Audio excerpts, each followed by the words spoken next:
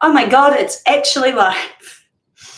I love it when I try to do this at 4:30 in the afternoon and I have no idea. Oh, well, okay, now I think it's live. So I love this when I try to do this around this time of day, that for whatever reason, we just don't always get online very fast. And I have like the fastest internet I could get and broadband and all the rest of it.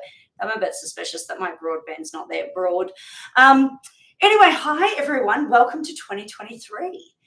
It is another year and it's the start of the year, and which means it's almost my birthday. Yay. Hi, whoever's watching. Erin Zenwari reporting in for duty for this year, and it's going to be a really exciting year. We have a meditation course that's live on Zoom next week, 6 p.m. New Zealand time, so that's February 7th.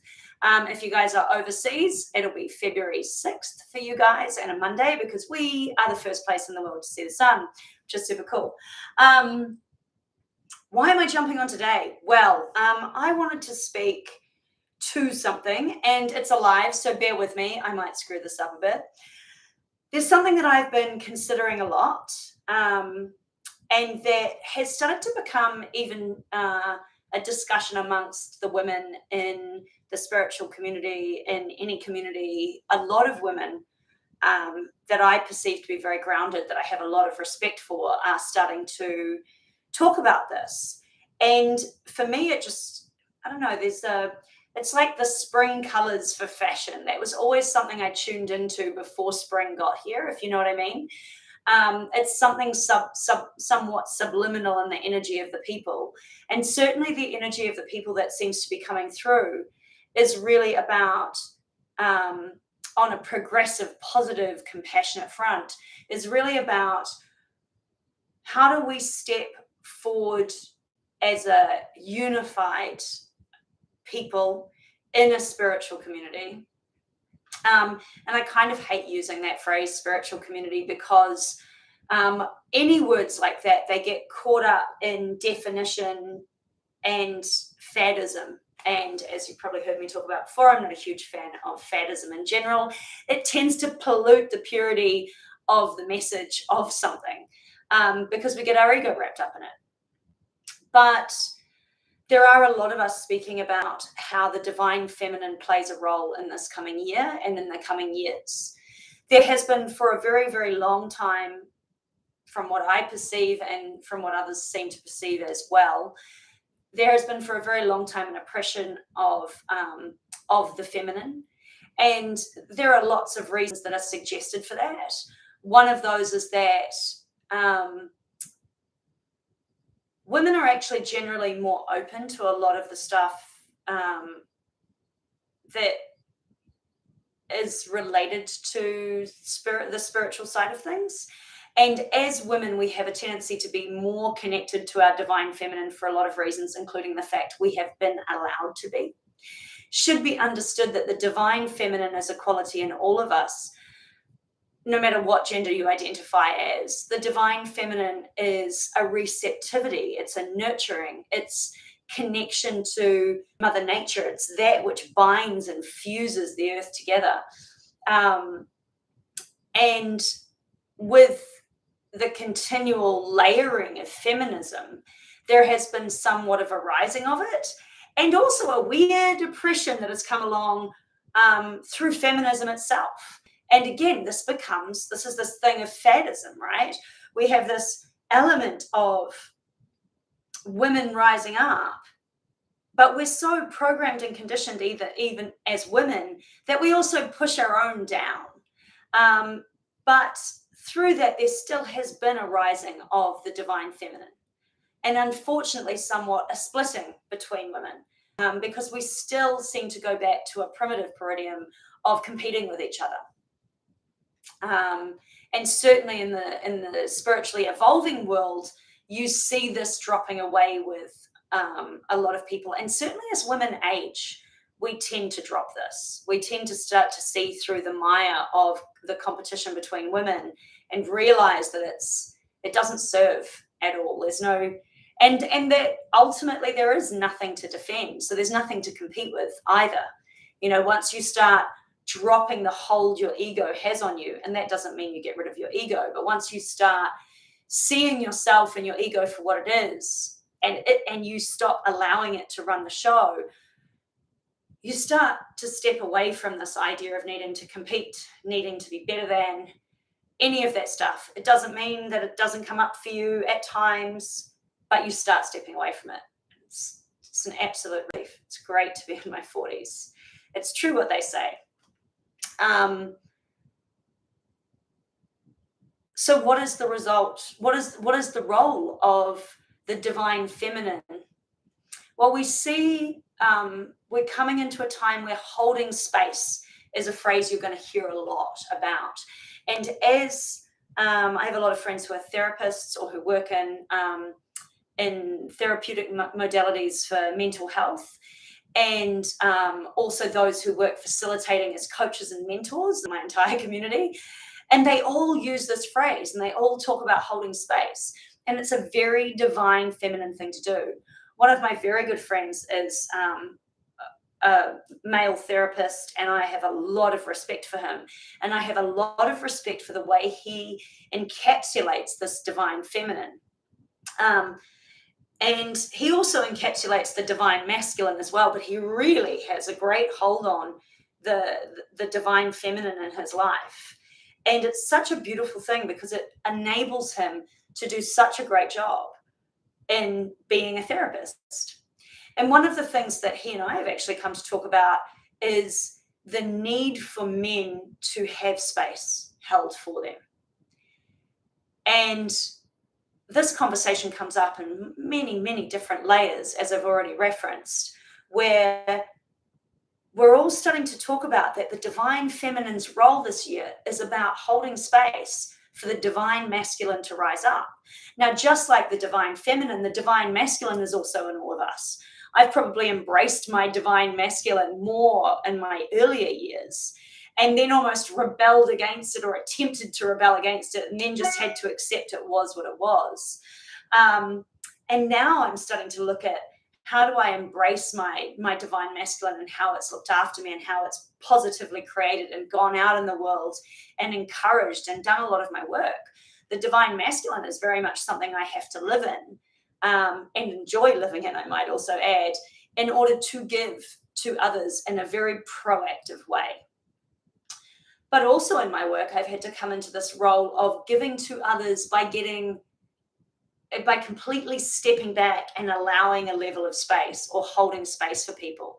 So that doesn't mean I'm not present. That doesn't mean there isn't a blending of masculine and feminine coming in when I'm working, but that it's really interesting for me to often when I'm facilitating anything, whether it's one-on-one or for a group of people doing a yoga session, transcendental dance, whatever it is, when is the time to say something? And when is the time to shut up and allow what is going on to happen? I think a lot of women in the need to have their voice heard, and there is nothing wrong with that, have failed to recognize that that is a divine masculine quality, having your voice heard in a really proactive way, and even in a really forceful way, in a warrior way. It is clearly a divine masculine reality and trait. So is holding boundaries and really standing, strong in the earth. And that earth is the divine feminine that holds space for you to do that. And so we really need to consider the balance. And as women, we really need to consider the balance. As any gender, we really need to consider the balance. But as women, we, of course, naturally align with, there's a little bit of a slight tilt towards the divine feminine being more available to us. Just like for men, there should be a slight tilt to the divine masculine being more there for them. In a country like New Zealand, where we see very strong, very masculine women at times, in my opinion, and we also see very downtrodden men that just allow a lot. I would love to see a rebalancing. And so women coming more into a holding space modality to reach a hand out for men, but also the divine feminine holding space to allow the divine masculine to rise up. And so that works as an internal thing for all of us, but it also works between the men and women, those two genders in this world. With regards to other genders, it all applies. On a spiritual level, it's easier to talk simply, so forgive me. And also it's easy to talk in the realm in which I live as well. In my day-to-day life, I identify in this very simplistic divine feminine, divine masculine, and see that balance or imbalance within myself. With regards to my friends, I always ask them, to be honest. And my friends who identify somewhere in a realm that I don't fully understand, I always ask them more how they feel this applies to them. And that opens a discussion for us to talk about. Because as human beings, it really is always going to come back to the simplicity of the balance between the two, I feel. And I'm sure that there's someone who's going to tell me that I'm wrong on that one. Certainly on a spiritual level, it's always talked about in this simplistic split. But I really feel it is time for us to pull our men up. It is time for us to hold out a hand for them. And what this might mean is it's time for us to stop judging. It's time for us to let them have made mistakes, to encourage them to own them, absolutely, to shine a light on that, but also to say, hey, we're all human and we all screw up. And really compassion is about being honest, about not letting you live in your shadow and live in your darkness without some light being spilled onto it. But at the same time, it's also about us allowing you the space to evolve with something. It's interesting, actually. I go to a capoeira class, and I'm part of a capoeira tribe, and I love them. They're amazing people. And they're all doing their damnedest to help. And there's a lot of divine masculine in that space. There's a lot of people proactively stepping forward and encouraging, and trying to teach and try to layer on. And one of the things I struggle with in that environment is actually that there's not enough, for me, there's not enough of the divine feminine at times, which isn't surprising. It is martial arts.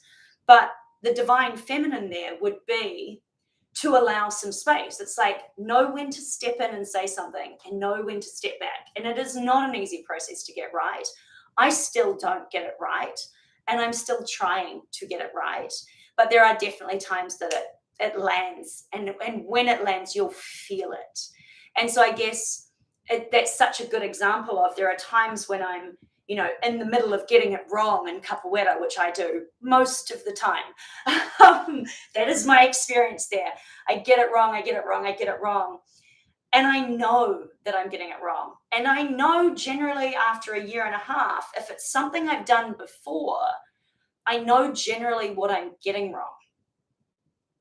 At the same time, I have to remain in my divine feminine whilst doing something that has a very masculine element to it, to be receptive to what people are telling me, because every now and again, someone tells me something new.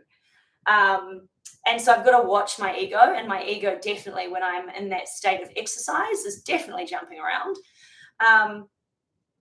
But there are times when I'm just like, just give me space here, people. Like, I know, I heard you. And yes, there's an ego element to it, but there's also a like, can't you let me play with it? Can't you let me screw it up? Can't you see that I'm trying and love me anyway? And of course, I'm now layering this back into the other thing, because in my capoeira group, there's so much love. I could never say that they don't love you when you screw it up, So I don't know.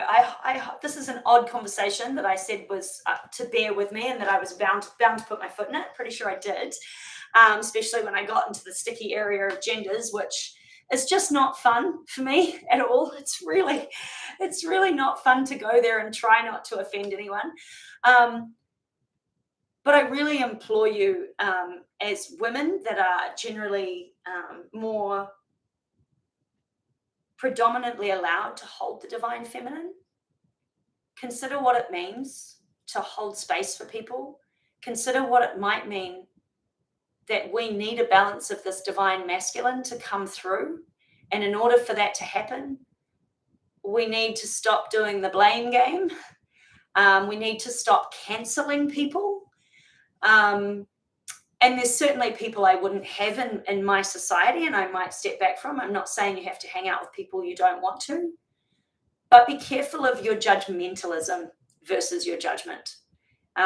Be really careful of canceling someone who has a good heart, who's really trying, because essentially they're a reflection of you and you're actually only reflecting how hard you are on yourself. And that perhaps you haven't spent the time embracing that divine femininity today. As men, same goes, you know. If you don't know what it is to hold space, go hang out with some men that do. We're now in a time where there are some beautiful men out there who are learning constantly and developing constantly this ability to hold space for others. And it's such a touching blend to see. And some of them are the most divine masculine men you will ever meet.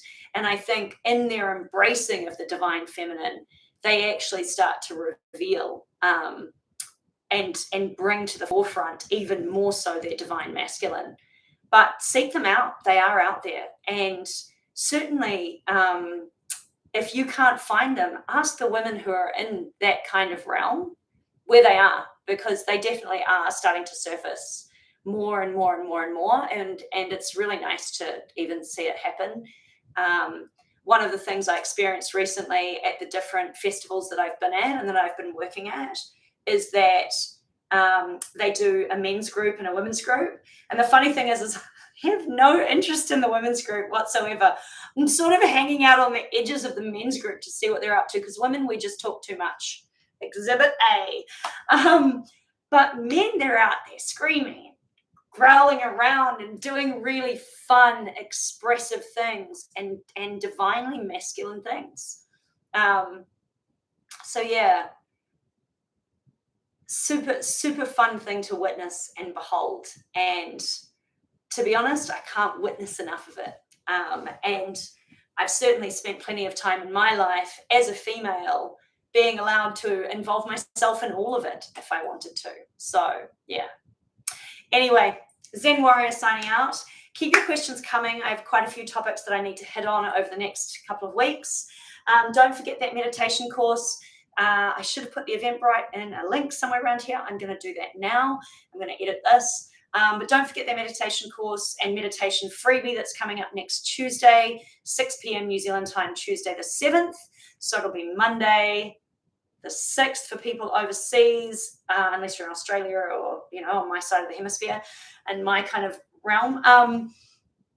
But I will drop the link in the details, so I'll fix that up.